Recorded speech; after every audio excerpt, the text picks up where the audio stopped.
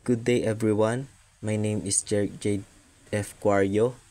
I'm the reporter for National Disability Authority 2020 7 Principles of Universal Design.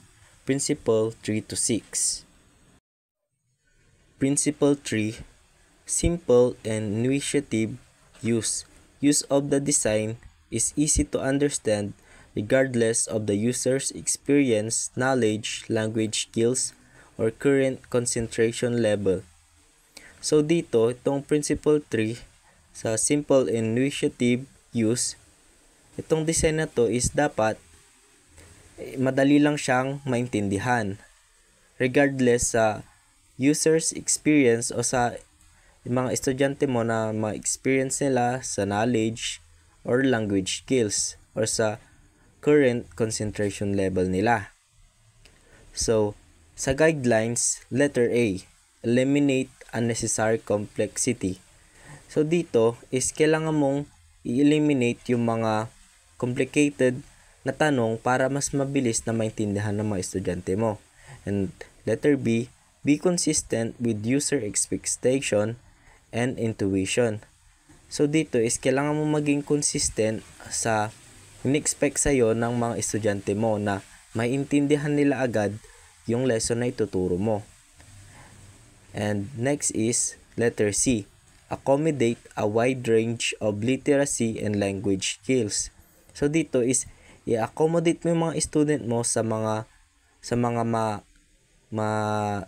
sasagupan nila na mga wide range literacy and language skills. Kailangan mo silang i-accommodate para mas mabilis nilang matutunan yung mga yon. And letter D, arrange information consistent with its importance. So dito, kailangan mong i-arrange yung mga information sa by their importance.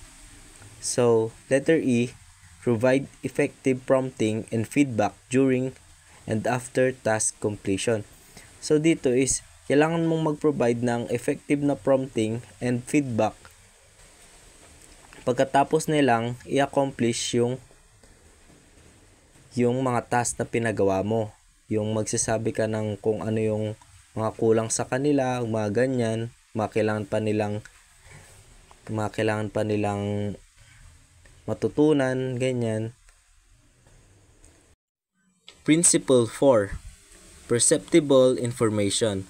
The design communicates necessary information to the user effectively regardless of the ambient conditions or the user's sensory abilities. So dito is dapat yung design ng lesson na gagawin mo can communicate necessary information. Nakakapagbigay siya ng mga information regardless sa ambient condition or the user's sensory abilities. Tulad ng, halimbawa, yung estudyante mo is bingi, ganyan. So, guidelines. Letter A, use different modes, pictorial, verbal, tactile, for redundant presentation of essential information. Dahil nga yung mga estudyante mo is may mga kakulangan sila, is kailangan yung mga gagawin mong lesson or mga IMs, ganyan, is nakadepende sa kung ano yung kakulangan ng estudyante mo. Halimbawa, pag bulag, bigyan mo siya ng tactile. And halimbawa, kapag bulag, pwede rin yung verbal. Kapag bingi, pictorial, ganyan.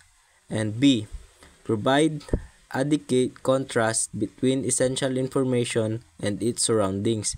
Kailangan makapag-provide ka ng mga adequate contrast between essential information and its surroundings.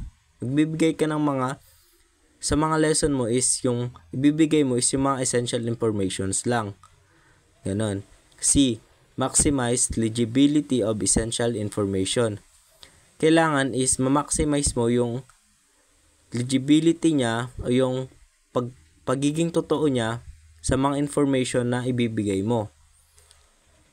Differentiate elements in ways that can be described.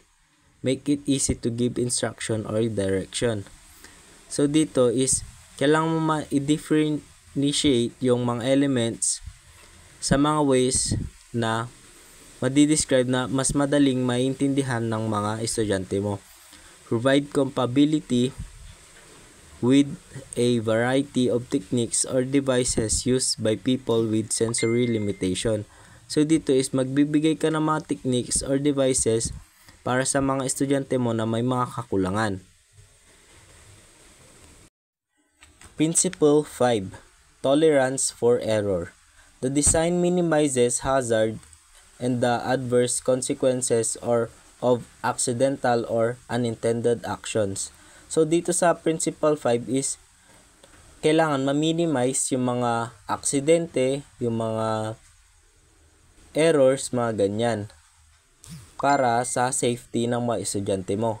So guidelines. A. Arrange elements to minimize hazard and errors.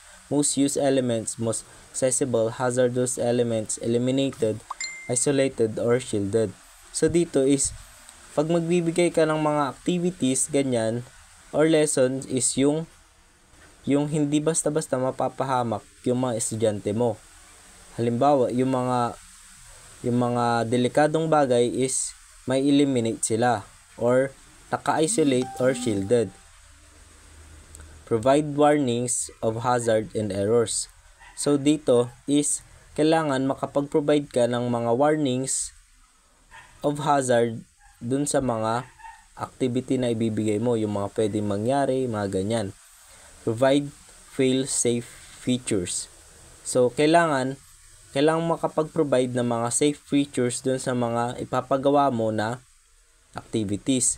Discourage unconscious actions in tasks that require vigilance. So, dito is kailangan ma-discourage mo yung mga unconscious action ng mga estudyante mo sa mga ibibigay mong task. Principle 6. Low physical effort. The design can be used efficiently and comfortably and with a minimum of fatigue.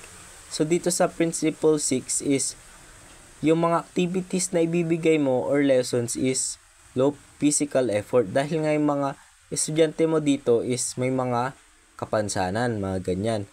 So guidelines. A.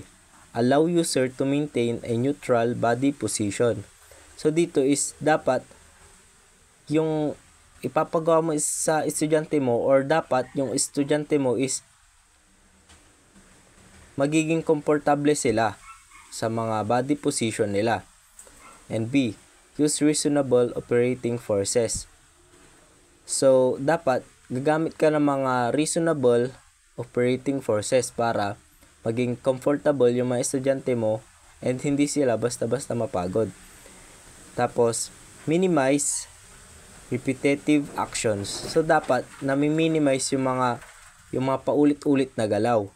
And D, minimize sustained physical effort. Dapat, i-minimize mo or konti lang yung mga physical effort na gagawin nila. Dahil nga, may mga kapansanan sila, dapat, bigyan mo sila ng